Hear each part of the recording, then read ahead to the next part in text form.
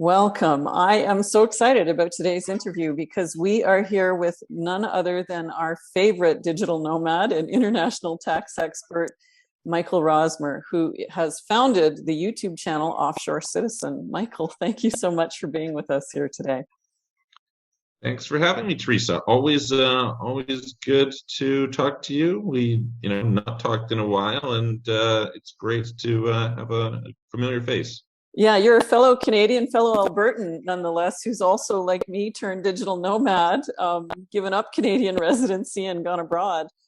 So I'm excited to talk to you about this topic because certainly my own journey was not a linear one, figuring this all out. Let's talk about being a digital nomad. Like, what are the first things people need to think about when they want to become digital nomad? Very good question. I think it's an interesting thing that you and I maybe have gone through something similar where we had this pursuit of passive income. And what I discovered is actually location independent income is much easier to create and probably more rewarding. The ability to be wherever is really great. So, I'd say the first thing you have to think about, of course, is, hey, listen, you need to be able to earn an income from your laptop or your phone or something like that. Otherwise, you're kind of SOL.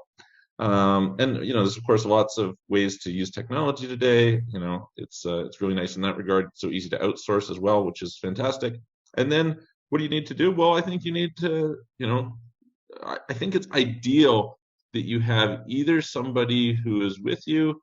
I mean, it's not necessary, but I think it's really helpful, or a community of people who you're connected with, and you can kind of design your travels around them. Because when you first step out, I think it's emotionally a little bit tough. And if you're going somewhere and you have some people that you've connected with, who you can talk to there, you can meet with, you can have some sense of community, makes it like 100 times better. 100 times better, both in terms of just like the emotional, hey, it's nice to have friends and colleagues, etc. But also they're going to be able to provide great resources for you in terms of like, hey, here's something good to set up, here's how to get a travel hack, here's whatever. So things that you don't even know, that you don't know, they will have learned, and it's really just wonderful to be part of those communities. Yeah, such a great point. One of the reasons we set up our Vista Mundo community here in Costa Rica is even when you do have, location independent income, it is nice to have a community around you of like-minded individuals, that can support you and help you on your journey, right?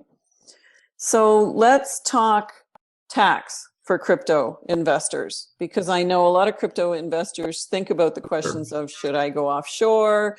Where should I have my tax residency? First of all, what are the main questions we should be asking as crypto investors and crypto traders? And what would be your recommendations around those questions? Well, I always try to start by understanding your situation as well as your goals. And so let's use an example of this. If you're just a long-term Bitcoin hodler, you're in a very different situation than if you're a day trader. These two things are taxed differently. So you need to kind of understand, hey, what's my situation? Am I staking? Am I yield farming? Am I lending? Am I day trading? Am I hodling? Am I doing my own ICO? Am I, whatever it is that you're doing? You need to start by understanding that. Equally, you need to understand, hey, where are you from? Because Americans are in a very different position than pretty much everybody else in the world. And so the options that are available to them are quite different. So that's the first thing. And then the second thing is, what are your goals? And this is, I think, I always tell people, I can tell you the math, right? I can tell you, hey, if you go to this country, we can set you up and you can pay 0 tax or 4% tax or 10% tax or whatever the thing is. But life is about way more than just not paying tax or saving money. Hopefully, like, why are you earning money? You're earning it so that you can make your life and the lives of others better. And if you're going to make your life worse in order to save some money, well, maybe you shouldn't, it's worth it to spend a little bit of money. So that's a values-based decision. You've chosen Costa Rica, some people like Asia, some people like Mexico, some people like wherever. And so, maybe I have some clients who, they like kind of not very warm weather. So they're moving to Ireland and Switzerland and things. Most people, that's not their case. Mostly they're like, hey, give me sun, give me warm weather. This is great. So that's where I think you need to kind of understand your own values and we need to contextualize what to do around those values. Does that make sense? Yeah, absolutely. So what are the top 3 ways to minimize taxes then if you're investing or trading in crypto? I mean, for most people, moving is one way. I don't know if it's a simple way necessarily. There's a lot of stuff that goes on to that. But what I always try to explain to people is that you exist within a box, and most people think that box is the world, is existence, but it's not. It's just the country that you live in. And by relocating to somewhere else, you can change the set of rules that apply to you. So the most extreme and in some ways the simplest, although not necessarily the easiest, way to minimize tax is just relocate, right? Go to some place where there's a better tax treatment. That being said, maybe you don't want to go to some place that's zero tax. Maybe you don't want to relocate at all. I talk to people all the time who they have a family, they have, kids, they have, other reasons for staying where they are. And so in this particular case, I think the next part is to set up some sort of a company. And that's going to give you much more flexibility because maybe you can't relocate, but maybe your company can relocate, right? And so then you're in a situation where you can possibly get some hybrid. Now, it's not necessarily going to give you all the benefits, but it might give you a bunch. And certainly, one of the things that I noticed for a lot of people who've gotten into crypto is often they're not really used to thinking of it like a business.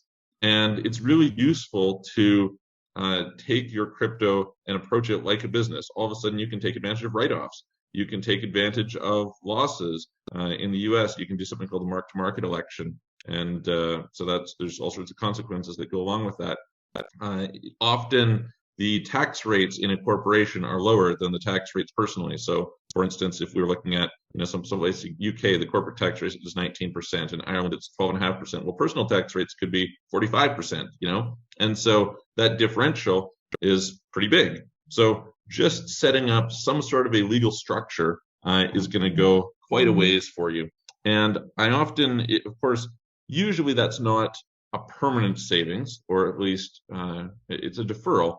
And a lot of people don't really realize how much advantage you can get just through deferring if you're able to grow that wealth, right? So if I'm able to pay 12.5% tax instead of 45% tax, well, I have so much more to reinvest the next year that the compounding effect of that over time adds up to really, really big savings. And so that's something that you should be quite aware of. And as you grow, the degree of sophistication of those structures that can go into place can grow accordingly. Maybe you reach a point where you can put together some sort of an offshore trust structure that allows you, unlimited deferral and things like this that you wouldn't normally be able to attain. But maybe that's not where you're at right now. So maybe you're going to start where you're at, right? It's not really super wise to try and solve problems long before they exist because that can have a negative consequence. And then the third thing that you could do, I think, is being aware of whatever the local solutions are open to you. For example, if you're an American, sometimes you can use self-directed IRA, and that can kind of give you some opportunities. Sometimes you can, if you're in Canada, do something through your TFSA. A bunch of different countries have various different strategies that they can use. And so these are kind of very broad buckets. So there's lots of detail, and it's very specific to where you are and what your circumstances are, which of these is applicable to you. But I would be thinking in that way. I guess the thing that I would think of along that line is, there's always only 3 ways to reduce tax. You can reduce your tax rate, which is what people tend to focus on. However, that being said, reducing your tax rate, there's usually limitations within the box that you live in to do that. The second is to reduce your taxable income. So that's what I was talking about with, being able to have a company and to write things off. And the third is to defer. And so you're going to play with those 3 levers to try and optimize the outcome for what it is that you're after, according to your goals and your circumstances. Brilliant. Okay, so going offshore to minimize taxes, how easy is it in any given scenario to figure it out and get it set up? What can people expect? Well, I mean, I think the mechanics of it are not that difficult. Maybe it's a 3 to 6 month journey in terms of the mechanics. As with many things, the learning is much longer than the mechanics. I remember years ago, before I got into this business, I had a friend who was in it who actually got me into it. And I was in another company and we were looking at doing it for that company. And I talked to my business partner about what it was going to cost and things like this. And he said, "Oh, it's pretty expensive. Can't we just do it ourselves?" I was like, "I don't know." And I remember calling him after I learned this and I was like, "No, no, it's worth it." Like what it is that it will cost you in time, learning all the rules and figuring out how to navigate them, etc., is, much, much higher than it will be in terms of the cost of just paying somebody. So, going through that, I mean, that can take some navigation. It's sometimes fairly difficult. But that being said, I think there's you don't eat an elephant by, taking the whole elephant, right? You chew it one bite at a time. And in that sense, I always encourage people like, the first thing you probably want to do is go travel and find a place that you actually want to be, right? I sometimes have people call me up and they say, I'm thinking about, moving to Andorra. I'm like, have you been to Andorra? Because I have, and some people love it, but it's a small percentage of the population. Maybe go check it out first. So Yeah. that to me is an important first step, is just go travel, see some places, etc. That will give you a much better idea. And, from there, it's a question of like, you probably narrow that search based on what types of places are going to fulfill the goals that you have. So, that's its whole own thing. But yeah, the figuring out is the challenging part, as with many things in life. I love it. So let's talk about being a digital nomad then. What are the best places to set up for those who do want to go that option? And what I'm really looking for is, okay, so what is that combination of nice place to live, but still opportunity to live well and minimize your taxes? Sure. So I would say that I'll give you a handful of countries that, are possibly useful to people. And this is evolving. There's some people have various concerns as COVID, obviously, does its whole own thing. So that's got its nuisance. But so some common places would be Thailand. Thailand is a place now Thailand's an interesting one because on the surface, the taxes are not that amazing, but it's really possible to optimize the taxes extremely well in Thailand. So Thailand's an easy place to go. They have something called the Thai Elite Visa, which is like the world's greatest visa. They'll give you, free massages every year. They'll pick you up at the airport in a BMW 7 Series and take you back home and give you an express line through the customs. It's great. It's really fantastic if you're wanting to live in someplace like Thailand.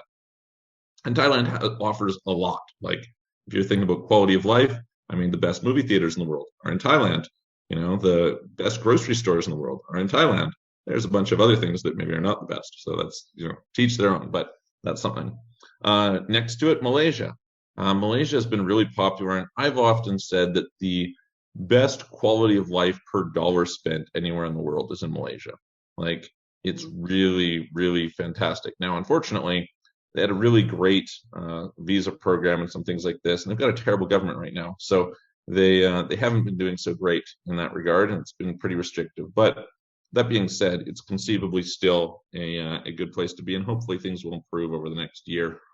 We'll see, but that's someplace to kind of keep on your map. You could go to someplace like Vietnam. Vietnam, again, it's like how you structure is important. You can pay 5% tax on dividends there, which is pretty good.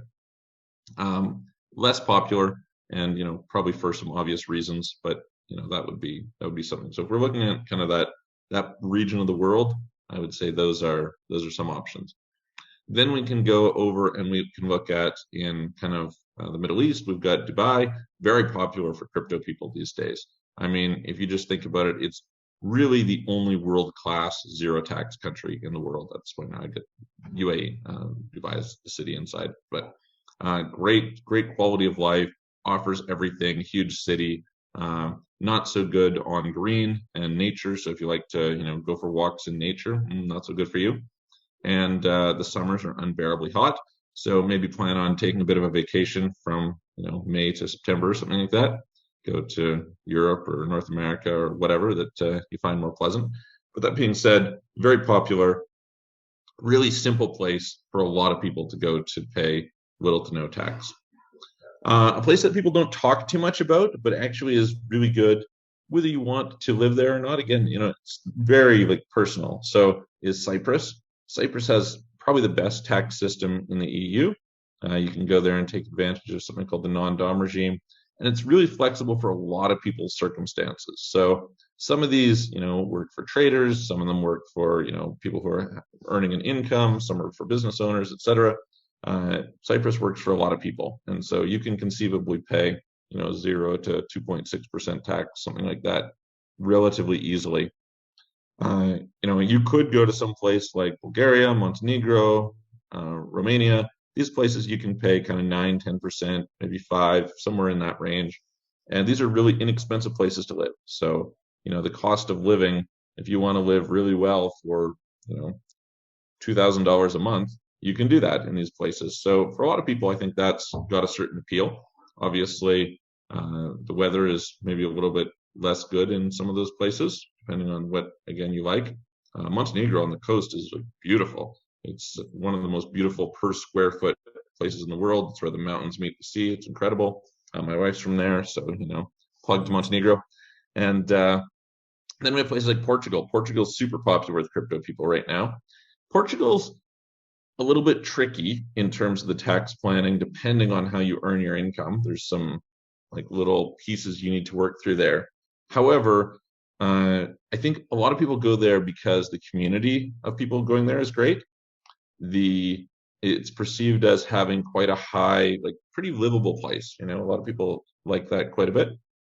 And you're in a situation where it's got a pretty good visa program that leads to citizenship in not too much time. So if you want a path to EU citizenship, Portugal is a really, really great option for you. There's other ones in there. There's, fancy programs in Greece and Italy. There's Andorra, like I mentioned. There's Monaco. But those are, I would say, much less common as options in Europe. There's also a non-dom program in UK for the right types of people, right types of income, as well as Ireland. But much more difficult to get residency permits there, so a lot of people wouldn't do that. Then that brings us over to kind of Latin America. There's not really much in terms of Africa, so we're kind of skipping over the African area. Maybe sometime in the future that will get popular. Latin America, you have, it's actually really terrible for tax, but nobody pays their tax in Mexico. So, that's a bizarre combination. But people really love Mexico, so it's become popular. For taxes, Nicaragua, Costa Rica, and Panama are much better.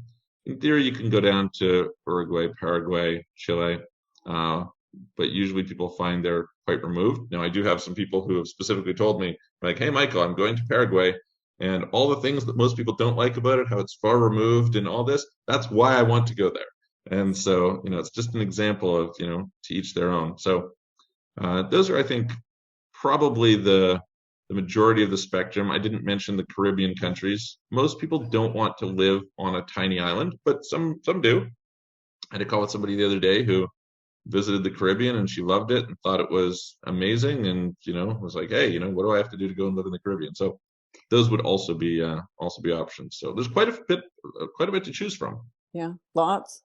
So let's talk tax residency versus where you live, because this is a question we get a lot, both as crypto investors and as people who live in Costa Rica, because Costa Rica has just brought in the digital nomad visa, which says you can live here and pay tax somewhere else, right? Mm-hmm. And that's kind of an interesting option that, Costa Rica is kind of the forerunner in that, but I know there's other countries looking at this as well. Are there countries where you would recommend people could have tax residency without actually living there and live somewhere else? So usually you're in a situation where there's some point at which you cross that you become tax resident. So, it's like Estonia was the first ones, I guess, to bring in digital nomad visas. And they're like, hey, we're welcoming you up to a certain point, and then when you cross that point, now you have to pay taxes here. And that's kind of the norm. I think that what a lot of these countries are realizing is they'd like to attract digital nomads to come and to spend into their economy, and they generate a lot of money through VAT and GST and all these kinds of things. And that's really good for now they're renting out places, now they're buying things, they're creating jobs through that, and so they would like to do that. Usually, as I said, there's limitations on how much you can stay before they decide, okay, well, now you're an actual tax resident here, and now you're going to be taxable. This being said, there's lots of places where you can maintain a residency with relatively minimal stay requirements, right? So Panama has been historically one of these, Cyprus has been one of these, Dubai has been one of these. Some places, in order to have a residency permit, you need to stay, like in the case of, say, like a D7 visa in Portugal, it's 8-9 months a year. Although you can kind of get away with the fact that it's Schengen zone, it's got a pretty high standard.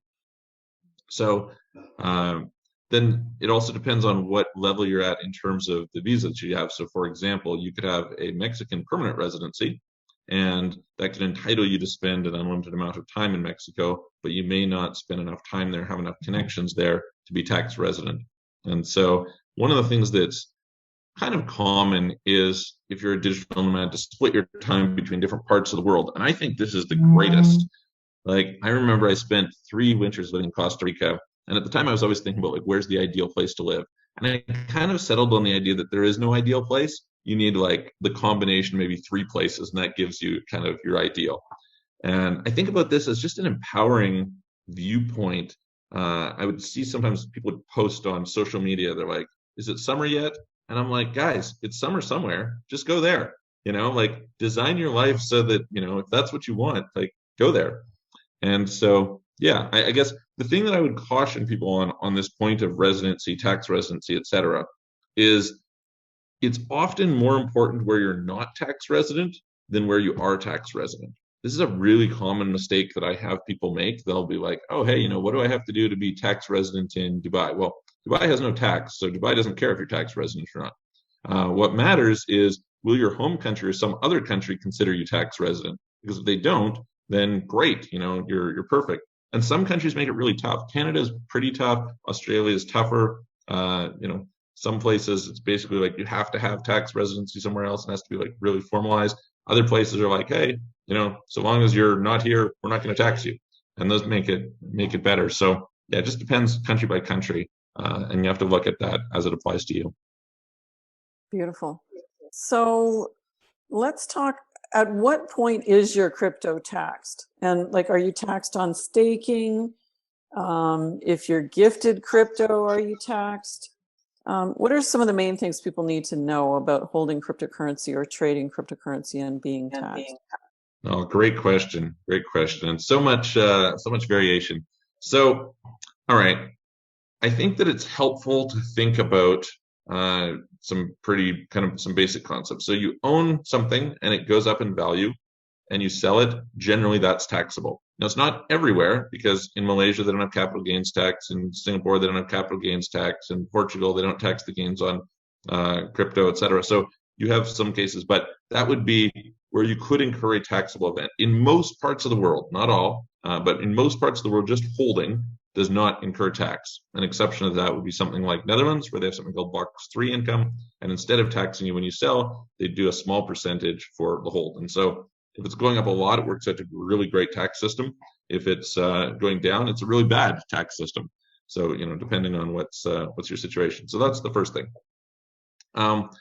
If you're staking, that will generally be considered income. So now there's a court case going on in the US right now where they're arguing that mining rewards, essentially the same as staking, shouldn't be taxed until you sell the tokens.